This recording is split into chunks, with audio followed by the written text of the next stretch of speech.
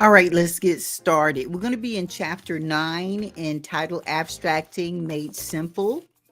Chapter 9, title Abstracting Made Simple. Go ahead and get your guide out. Take it to chapter 9.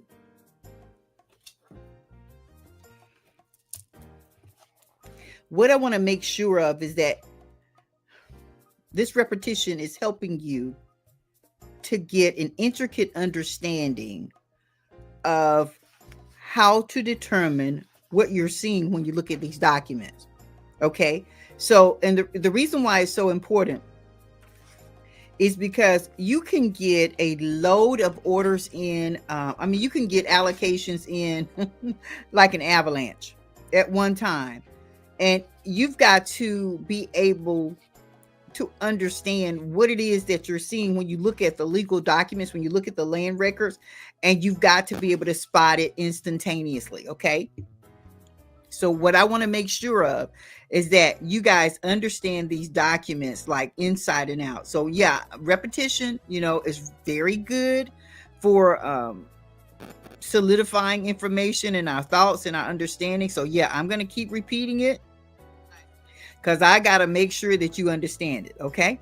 All right. So yeah, you're gonna hear me go over the same material a lot. And that's because I've got to be sure before we move on to the next section. So listen, remember we stayed on chapter 4 forever, right? All right. Well, now we're on chapter 9. So I've given you guys a chance to get to chapter 9. All right. So what we're mainly going to be talking about is how to understand the land record. So Rachel, I hope you're watching because what we're going to be doing soon in your area, I've talked to, actually, I got a chance to, one of the individuals that I used to work for as an employee. Actually, I was his operations manager for his title agency in Alabama. Okay, so we had an office up on Highway 231, right across the street from the post office. There in Lacey Springs, Alabama. For quite a while, we were there, and his company was Silk Abstracts. That's right.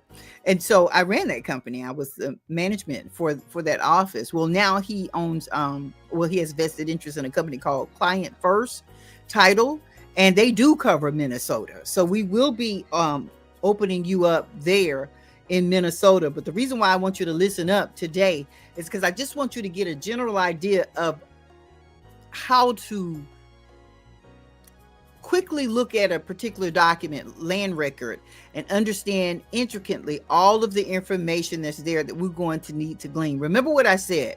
It's very important that as we prepare the abstract report, that we're preparing that run sheet in such a way that the title examiner can go through it with ease and speed and accuracy so that they will be able to, because they're moving through a lot of documents.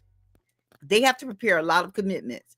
It needs to be so that they can get that commitment prepared swiftly and move on to the next one. If our abstract is clear and concise and it's got the accurate information there, it helps them. If we go ahead and get that PACER done, that helps. I'm going to teach you guys about PACER, the PACER report, how to go in there and check for bankruptcy, and how to do the Patriot check also. Those are things that I'm going to teach you in addition to the abstracting report, because that helps your client, specifically the title examiner, to swiftly be able to examine all of the information and prepare the title commitment, get it out to their client right away. And it protects against holding up the closing. Okay. All right. So, and Miracle, I hope that you're watching as well. Jasmine, I hope that you're watching as well. I need you guys to be watching because this is going to help you. Miracle, I have a company that wants to give us an account in Georgia. I told you about that before. There was some legwork that I needed to get done. I finally completed it and gotten it turned into them. So they're examining that and now adding all of the counties that we're going to be covering in Georgia. So I need you to be listening up as well, because you're going to be doing most of that. That's going to be your account since you're in Georgia. And of course, Minnesota, we know, will be your account, Rachel. We have that arranged and set up so that we'll be helping you. And when I say helping you, we'll be getting it done for you. You'll be able to do the part that you're able to do as you're learning. You'll be going through working on this and learning at the same time. All right, so Chapter 9, interpreting legal property documents. All right, let's see how much time. So I've used 5 minutes so far. All right, here we go. So you guys know your role is important because you're out there on the front lines. You're being the eyes of the title examiner and of the title insurance agency and of the insurer. This deed that we're talking about, understanding the deed, it's a primary legal document for transferring ownership in a property. So every deed has to be accurately recorded in public records to establish a clear ownership and prevent disputes. Right. That's why you're recording it. You want to give constructive notice to everyone of that document. So when you're abstracting deeds, then you want to focus on certain essentials. Firstly, let's take a look at the grantor grantee names. You want to focus on that. The grantor grantee names. Yeah, you always want to take a look at that. Yeah. So I'm going to put this video on because I want you guys to watch this, and it's going to give you more of an understanding. And I'll go through everything that you need to know about this deed. 9. Interpreting legal property documents. A guide for abstractors learning to read land records with accuracy. As an abstractor, your role is crucial in ensuring a clear and accurate chain of title by researching, compiling, and summarizing real estate records. Understanding the legal documents that define property ownership and encumbrances is essential to delivering a reliable abstract. Below are key areas to focus on when interpreting deeds, mortgages, and lien filings. 1. Understanding deeds. Deeds serve as the primary legal instrument for transferring ownership of a property. Every deed must be accurately recorded in public records to establish clear ownership and prevent disputes. When abstracting deeds, focus on the following essential elements. Grantor and grantee names. The grantor is the seller, or the entity transferring ownership, while the grantee is the buyer, or recipient of the title. Always confirm that names match previously recorded documents to ensure consistency in the chain of title. Legal property description. The deed must contain a precise description of the property, including lot and block numbers, meets and bounds, or subdivision details. A missing or inaccurate description can create boundary disputes or invalidate ownership claims. Type of deed. Understanding the type of deed helps assess ownership rights and potential risks. Common types include warranty deed, offers the highest protection, ensuring the property is free from encumbrances and title defects. Quitclaim deed, transfers ownership without guaranteeing a clear title, often used in non-sale transactions or to correct title errors. Grant deed, confirms ownership transfer, and warrants that no prior undisclosed encumbrances exist. Signatures and recording information. A deed is legally enforceable only when properly executed. Verify that signatures from grantors are present and notarized, and confirm recording details, book and page number or document ID, in county records. Key instruction.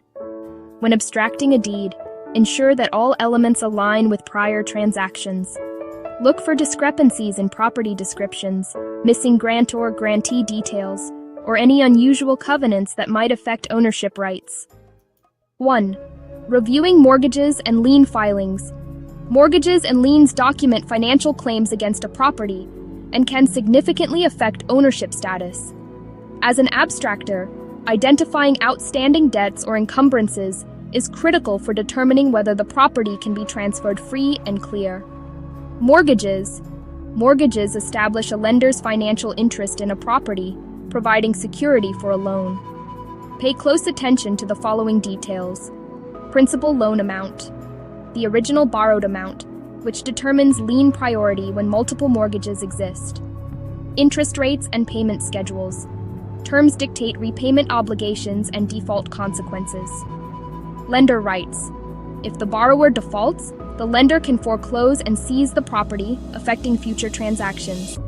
When abstracting a mortgage, verify the recording date, which determines priority in foreclosure proceedings. Earlier recorded mortgages typically take precedence over later filings. In cases of refinance, some lines attaching to the land's title must be paid to clear the title. Liens represent unpaid debts or claims against a property that must be resolved before a clear title transfer.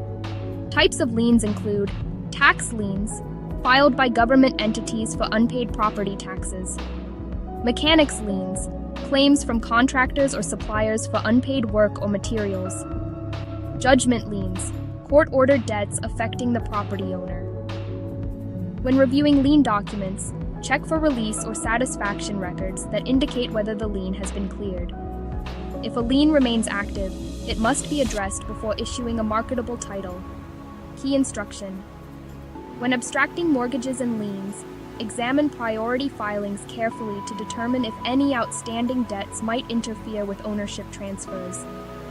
Track whether liens have been satisfied or if they require legal resolution before the property can be sold.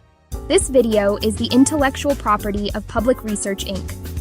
For more details to help you understand title abstracting and tax deeds, go to Amazon.com today and order several copies of Title Abstracting Made Simple.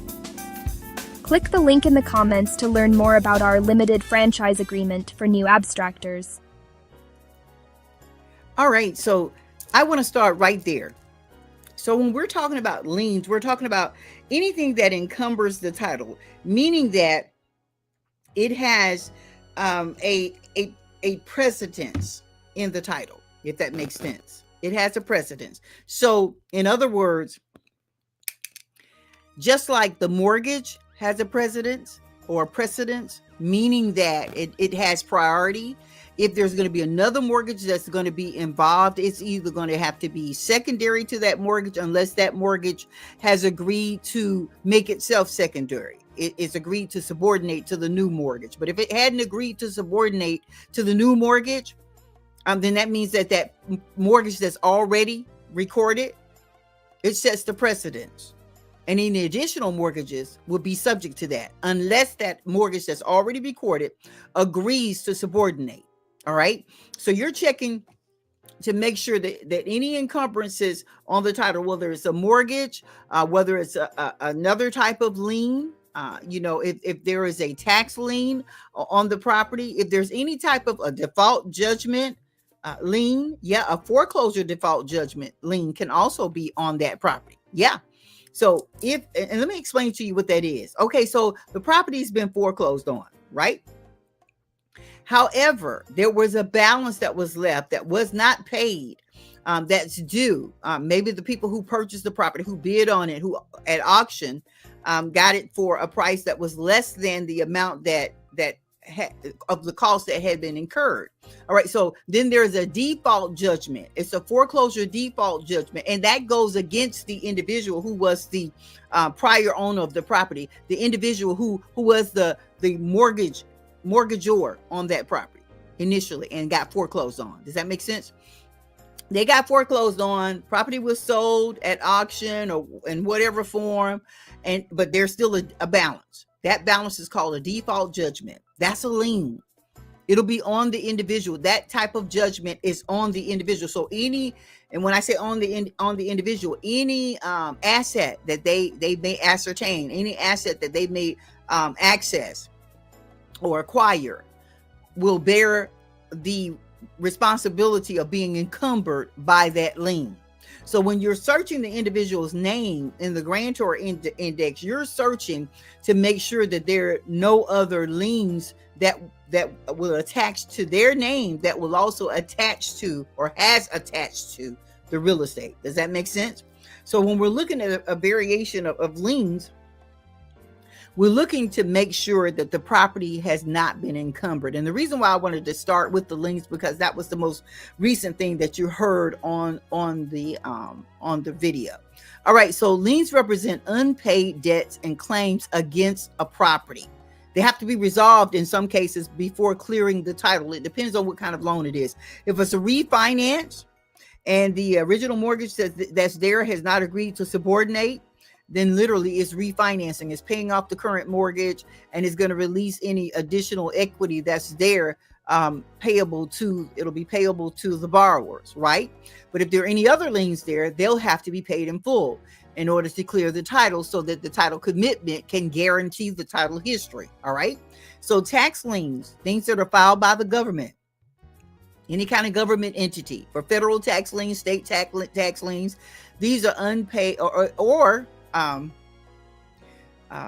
if we're looking at property tax liens, this can be for unpaid property taxes. Those have to be paid. Any kind of mechanics liens, like for work that's been done on the property, contract work that's been done on the property, or suppliers that have done work and have not been paid, and they have filed a lien against the property. All right. Also, any type of court-ordered debts affecting the property owner, those can also be liens, because if they're judgments, again, they're going to attach to the individual, into the individual's name, and to any assets that they may acquire. Okay. So whenever we're looking at the documents and reviewing the liens, we're checking to see if they've been satisfied, if they've been released, if they've been paid in full. All of those terms mean the same thing. They no longer should encumber the property because they've been paid in full. That obligation is no longer outstanding. So that means we're checking to see if they've been paid in full. That will indicate whether or not that lien has been cleared from the title. All right. If it remains active and hadn't been paid in full, then you have to address it. And the way that you address it is that you have to list it on your run sheet, because it's got to be addressed before the title can be presented as marketable. And the only way that they can address it in terms of clearing the title is that you got to list it in the report. So when you're abstracting mortgages and liens, you want to examine priority filings carefully to determine if there are any outstanding debts that might interfere with ownership, right? Because if there's another lien that was recorded and it has priority and you don't list it in your report, that's going to come up as a claim later. And you'll be paying for the cost of that because it's your E&O insurance that will suffer from that. So you have to verify again whether or not those liens have been satisfied, and you have to look very closely. You don't want to report something satisfied that's not satisfied. And if you don't know, it's best to include it and then include a note verifying that you've not been able to verify whether or not that property has been paid in full, lien has been paid in full. Does that make sense? Okay. All right. So let's go back up. Talk a little bit about mortgages. So when we're looking at a mortgage, we're talking about the lender establishing their financial vested interest in the property. So that they're using, the borrower is using the property, the real estate, as security for a loan, right? And that's why it's called a mortgage, because the real estate has been encumbered, right? Okay, so when you're looking at the mortgage, you're looking at the principal loan amount. That's the original amount the borrower received in terms of a loan. That's going to determine, and another thing, if there are several mortgages that have been recorded and you've checked and they all seem to be outstanding, like none of them have been satisfied or released or paid in full, then you're going to look at the lien that's been recorded the longest. That gives the priority, right? So if there was a mortgage that was recorded in 2015 and it doesn't seem to be satisfied, another mortgage recorded in 2019, and then one recorded in 2023. The one that was recorded in 2015 will be the one that takes priority because it is it's the longest standing mortgage, right? So when you're putting them in order on your run sheet, you can put the oldest mortgage first, and then you go from there. Now, when you're working with the priority of the deed, you go with the current owner. That's going to be the most recent deed that goes first on your run sheet, and then the rest are back chain. The prior owners are back chain, and you're going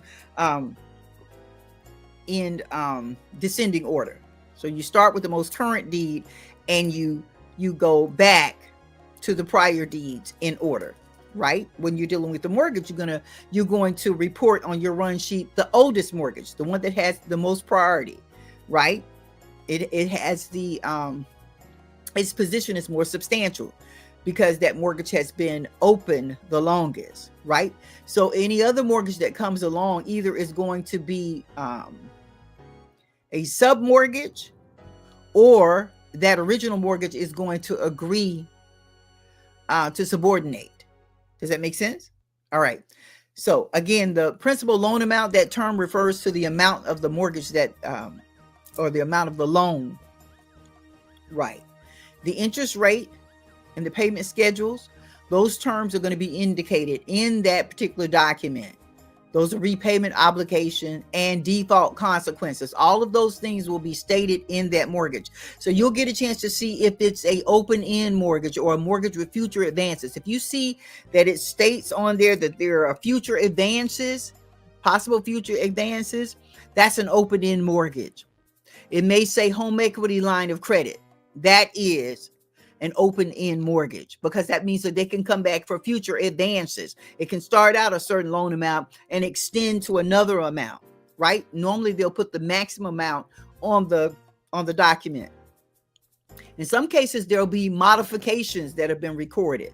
Those modifications relate to the original mortgage, and it states any type of modification, any type of increase in loan amount, any type of extension of maturity date, any changes in the interest rate or the type of interest. Yeah, all of that's going to be in there in the modification, and it will refer to the original mortgage, so you understand which mortgage is being modified. That should be like a rider.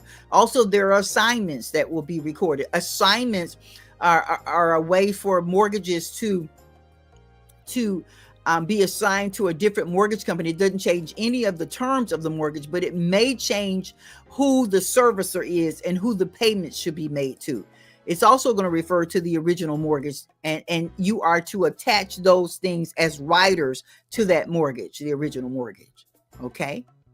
That mortgage is also going to detail any lender rights. So if the borrower defaults, the lender can foreclose or seize the property. It affects any future transactions. All of that is going to be in the language of that mortgage. So when you're abstracting for a mortgage, you're not just reading the recording date or the book and page reference, but you need to read to understand what type of mortgage it is and what's being stated, so that you know how to list it on your run sheet and what things are relevant for the run sheet, right? Always remember, any earlier recorded mortgages typically take precedence over any later filings, unless, again, they've agreed to subordinate. Now, if they agree to subordinate, that means that they're agreeing to take a subsidiary position. Yeah, a subordinate position to that particular original mortgage that takes the precedence. Okay. All right. We're going to get into things such as hypothecation and such. But right now, we're just going through the types of mortgages and what you look for on the deed. So the grantor is the seller. My husband, when he used to train, he used to say, the grantor is the seller. So funny. But anyway, yeah, the grantor is the seller, or the entity that's transferring their ownership to the grantee. And the grantee is the buyer or the recipient. Mm-hmm. And he used to say that the grantee is the receivee. Anyway, yeah, the grantee is the buyer or the recipient of the title. And so it always confirm when you're typing that up, so that you're not getting it out of order. You want to understand the consistency of who's the grantor, who's the grantee. Always make sure you read the legal description, because there can be a slight variance in the legal description, but it can be enough that it's kind of so you may read a deed, current deed, and then you read the back chain, and it may be a variance in the legal description. That could mean that there has been an out sale, right? which is going to alter not just the shape of the property, but it's going to alter the amount of acreage that's there. It's going to alter the amount of land that it is and the cardinal cause. So you want to read that legal description, because that is what defines where that property is actually located and all of the land that it is included, the land mass that's included in that legal description. Okay, so you want to read that very closely so that you can make sure that you're not mixing two different properties. It can happen. Yeah, the deed contains it's supposed to contain a precise legal description. It has to include either lot and block if it's in a subdivision, or meets and bounds. It's got to have some type of details in terms of boundaries and other things like that, because if not, it could create a dispute that later on can result in a claim. Yeah, so you want to make sure that you're reading that legal description, and if there are any discrepancies, you want to notate that. You know, sometimes you'll be able to see, wait a minute, this is not the same property, and you can notate that as well. There are variation of types of deeds. I don't have to repeat that because you heard that in the video, but you want to be certain of the type of deed that it is. There are also special warranty deeds that are available that they do warrant a certain amount. You know, they warrant a certain amount, but they don't warrant like back chain information, back chain history. They don't. It's like the current information that is warranting, but not necessarily back chain history of the title. So, and also spiritual warranty deeds are involved depending on what type of property it is or what type of closing it is, if there's any title certification involved. But I want you to be aware of the term special warranty deed, because you're going to see it from time to time. So I needed you to be aware of that. And I noticed that in the explanation in the video, that was not included in there. So I wanted to just go ahead and list that. And we can come back to it as we talk more. I'm going to stop right here. I don't like to belabor the point when I'm teaching you guys, because I don't want to overtax you with a whole lot of information. I'm going to be sending out worksheets, and I'll be sending out, some of you should have already gotten copies of warranty deeds so that we can walk through them.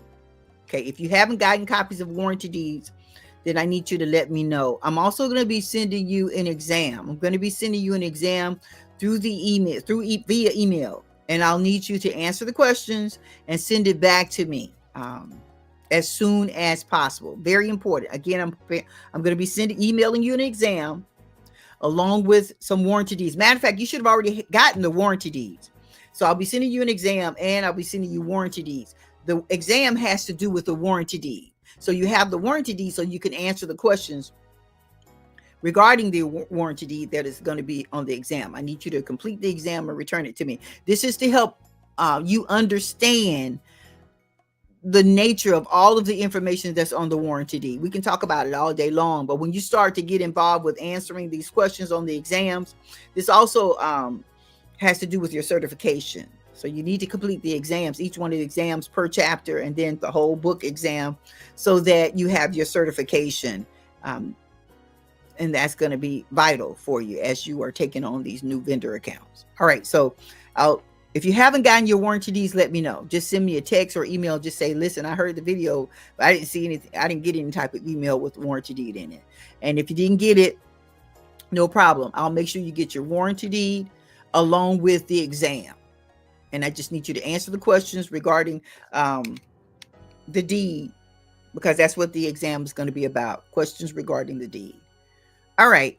That's really all that I wanted to share with you all today. And let me know if the videos are helping you. Not just my and forgive me for having this hood on. It's cold in here where I am. I normally put on this outfit when I want to put the hood on. So that's why I got it on today. So anyway, yeah, let me know if those videos that I'm making, I'm writing the scripts for those videos, so I don't know if they're working for you or not. But if they're working, let me know, and I'll continue to do it. All right, guys, listen. I am here to assist you in whatever way possible. That's what this is all about. You can do this. You can do this. This is your opportunity. I'm telling you. What you got to understand is your market share. Once you understand you have a specific market share, nobody can tell you that you can't make this business work. You just got to understand your market share, Miracle's market share, Rachel's market share, Jazzy's market share, your particular market share. And once you understand your market share, you can make this work. Because no matter what happens with your order allocations, no matter what happens with a client, you may lose a client, gain a client. You always are going to know that you have a seat at this table in this industry under the umbrella of title insurance, because each abstractor has their own individual company's market share. Yeah, it's for you. This industry is for you. Yes, it is. And you can profit in it. And that's what this book is all about. Learning how to profit in title abstracting. All right, listen, I know that this has been a benefit to you. Hang in there. All right. Oh, well, we'll talk about that on the next video. Thank you.